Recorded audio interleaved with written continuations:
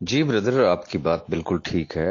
आप दुरुस्त फरमा रहे हैं। असल अलमिया ये है कि जितने भी एक्टिविस्ट हैं इस वक्त, जो ग्रुपों के एक्टिविस्ट हैं या वैसे फिजिकली प्रैक्टिकली एक्टिव लोग हैं अगेंस्ट सैफ साहब, अलमिया ये है कि साहब वही होता है कि जैसे कोई शख्स पॉलिटिक्स में आता है तो वो आता अवामी खिदमत के लिए है कि बस, और उसके सारे फैसले जो होते हैं वो हमेशा कौमी मुफाद में होते हैं कि जी बस कौमी मुफाद में ये फैसला मैंने किया है। और अवामी मुफाद में जो है वो फिर पार्टियां बदली जाती हैं कि ये अवाम के फायदे के लिए मैंने इस पार्टी को छोड़ा, मैं इस पार्टी में आ गया।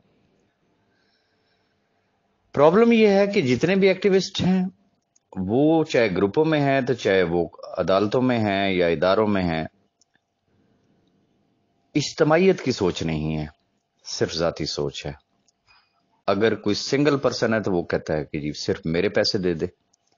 अच्छा, अगर वो एक जत्था है, जत्था मीन के ग्रुप है, 2 4 8 10 लोगों पे मुश्तमिल है, तो वो कहते हैं जी ये हम इतने लोग हैं, बस हमारे पैसे आप दे दे, मसला ही कोई नहीं। इज्तमाइयत की सोच नहीं है। अब जो इज्तमाइयत की जब बात होती है तो देखे, एक आम आदमी जो बेचारा ऑलरेडी समझ लें कि वो पता नहीं किस हाल में वो जिंदगी गुजार रहा है, मुमकिन है उसके घर में फाके चल रहे हो, मुमकिन है उसके घर में दवाई के पैसे ना हो, मुमकिन है वो किराए के घर में रहता हो, उसके पास किराए के पैसे ना हो, मुमकिन है उसके पास बिलों के पैसे ना हो, मुमकिन है उसके पास स्कूल, अपने बच्चों के स्कूल की फीस ना हो। How is it possible? वो क्या करेगा? तो जब तक एक इज्तमाइयत की सोच नहीं होती है उस वक्त तक ये तमाम प्रैक्टिस जो है ये यूजलेस है। होना तो ये चाहिए है कि मैं एक्सपेक्ट भी करता हूं, और मैंने हमेशा मजलिस शूरा को वेलकम किया। उसका बैकग्राउंड भी ये है कि आपने अक्सर मदनी साहब की गुफ्तगू को सुना होगा। अकॉर्डिंग टू हिम, माशाल्लाह वो खुद भी बड़े हाई प्रोफाइल आदमी हैं, और मजलिस शूरा में जितने अहबाब बैठे हैं वो भी सारे हाई प्रोफाइल लोग हैं। तो जो पहली खबर जो मुझ तक पहुंची थी, जिसकी वजह से ये सारे डिसीजंस हुए थे, और वेरी फ्रेंकली मैं वो, मेरी वो हूड़ मत सोच नहीं है। मैंने हमेशा इज्तमाइयत की बात की है, मैंने हमेशा भले की बात की है। वो मेरा रब बेहतर जानता है, कहने वाले जो मर्जी कहते रहे, लेकिन दिलों का हाल तो रब बेहतर जानता है। रस्ते दो थे। जब मजलिस शूरा बनी और एक आवाज उठी कि इंशाअल्लाह हम ये तमाम मामलात रिजॉल्व करवा सकते हैं वेरी पॉजिटिवली, और 31 दिसंबर तक इंशाअल्लाह बैंक अकाउंट्स खुल जाएंगे और पैसे जो है वो इंशाअल्लाह आपकी दहलीज पे आपको अदा किए जाएंगे। न्यूट्रल होके एक बात सोचें कि क्या ऐसी सूरत में क्या मैं भी खोते वाली जिद करता कि नहीं, ये जो कुछ करना है वो मैंने करना है। इसका मतलब ये है कि अगर मेरी सोच ये जाती सोच होती है, अपनी जात को अगर मैं सामने रखता तो मैं पंगा करता। मैंने एक ही बात की कि एक्स वाई जी, वो मजलिस से शूरा हो, वो कुछ भी हो, अगर ये लाखों लोग अकोमोडेट होते हैं तो मैं उस दिन अल्लाह के हुजूर मैं सजदा रेज हूंगा और मैं अल्लाह का शुक्र अदा करूंगा कि अल्हम्दुलिल्लाह कोई तो उठा जिसने इन लाखों लोगों को अकोमोडेट करवा दिया।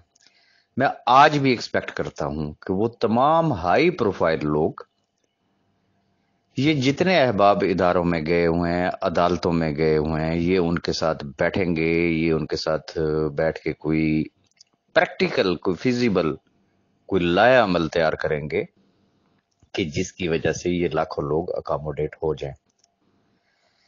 मैं वंस अगेन एक बात कहूंगा, मैं इसमें देखें, ये मेरी कोई आज की राय नहीं है, मेरी फ्रॉम द डे वन ये मेरा स्टैंस है, और उसके पीछे लॉजिक है ना। जब मैं एक बात कहता हूं कि कोई भी शख्स कोई सिंगल पर्सन पूरे पाकिस्तान में से ना ये साबित कर दे कि आज दिन तक MLM कंपनी का किसी इदारे ने कोई एक आने टके का क्लेम लेके दिया हो। ये तजर्बे की बात है ना। फर्ज कर लेते हैं कि जो अहबाब इदारों में गए हुए हैं, अदालतों में गए हुए हैं, तो ये पता उनको भी है, वो खुद भी इस बात को मानते हैं, या तो वो ये कहे ना कि नहीं जी इंशाल्लाह, जैसे मजलिस शुरा ने कहा जी हम 31 दिसंबर तक लेके देते हैं, वो ये कहें जी हम तो जनाब 30 नवंबर तक लेके दे रहे हैं। हार्ड एंड फास्ट कोई चीज नहीं है। हमारा जुडिशियल सिस्टम, उसको आप समझते हैं, इदारों के बारे में भी आप समझते हैं। अच्छा, अब ये सारा समझने के बावजूद, पता होने के बावजूद, चले हम मफरूजे पे बात कर सकते हैं कि जी ये एक नई हिस्ट्री जो है वो रीराइट की जाएगी, कोई इनकलाब आ जाएगा जी, बाकी जी इदारे जो हैं वो MLM के क्लेम देंगे और B4U का क्लेम मिलेगा। क्वेश्चन इज दिस, कितने सालों में, साल, 2 साल, 4 साल, 5 साल, 10 साल, जो प्रीवियस केसेस जो पड़े हुए हैं, बड़े बड़े स्कैम्स हुए हैं ना, उनके केसेस, वेरीफाइड केसेस पड़े हुए हैं ना, MLM की मैं बात कर रहा हूं, सारा साल से पड़े हुए हैं, किसी एक को मिला? तो पता होने के बावजूद भी अगर उस कुएं में छलांग लगाना, वो कहते हैं ना कि हम तो डूबे हैं सनम, तुझको भी ले डूबेंगे। खुद तो डूब रहे हैं, दूसरों को भी इनवाइट कर रहे हैं। तो ये वो वक्त है जिसमें होश के नाखन लेने की जरूरत है, और इसमें मुझे उम्मीद है कि इंशाल्लाह कि मजलिस शूरा के वो जितने भी हाई प्रोफाइल अहबाब हैं वो एक कोई अमली स्टेप उठाएंगे नेगोशिएशन का। ये जितने फ्री कैन हैं हम में से ही हैं ना, इन्वेस्टर्स हैं ना, B4U के हैं ना। मैं उन टके मारों, उन ब्लैकमेलरों की तो बात ही नहीं करता हूं ना, कि जिनका ना आना लगा हुआ है ना टका लगा हुआ है। उनकी प्रॉब्लम कुछ और है, और उनको निकाल के जो जेन्युइन इन्वेस्टर्स हैं, जिनका पैसा लगा हुआ है, और खास तौर पे एंड यूजर जो है, उनके लिए इनको सोचना चाहिए। लोग फाका कशी पे मजबूर हैं, लोग खुदकुशियों पे मजबूर हैं। हमें अमली कदम उठाना चाहिए। मैं फिर कहूंगा कि मैं अकेला था, लेकिन अल्हम्दुलिल्लाह मैंने बहुत सारे ग्रुप्स के साथ निगोशिएट किया, मैंने उनके साथ बैठा, मैंने उनके सामने ग्राउंड रियलिटीज रखी कि these are the facts and figures, और अल्हम्दुलिल्लाह उन्होंने रिगार्ड किया, उन्होंने रिस्पेक्ट की, उन्होंने ऑनर दी, और मैंने हमेशा ये कहा कि मैं उन तमाम अहबाब का आखिरी सांस तक एहसानमंद रहूंगा। अगर मैं अकेला होते हुए ये सारा कुछ कर सकता था, तो माशाल्लाह मजलिस शुरा में तो 30, 32 या 36 पता नहीं जितने भी अफराद हैं, तो बहुत कुछ हो सकता है।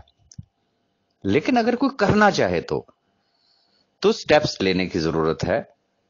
जो बात आपने पूछी मलिक नवीद साहब के हवाले से, उनकी कंपनी के हवाले से, तो ब्रदर मैं बहैसियत मुसलमान ला इलाहा इल्लल्लाह मोहम्मद रसूलुल्लाह, मैं आपको कलमा पढ़ के कह रहा हूं कि उनकी कंपनी के साथ सैफ रहमान खान नियाजी साहब का किसी भी किस्म का कोई ताल्लुक नहीं है, हरगिज नहीं है।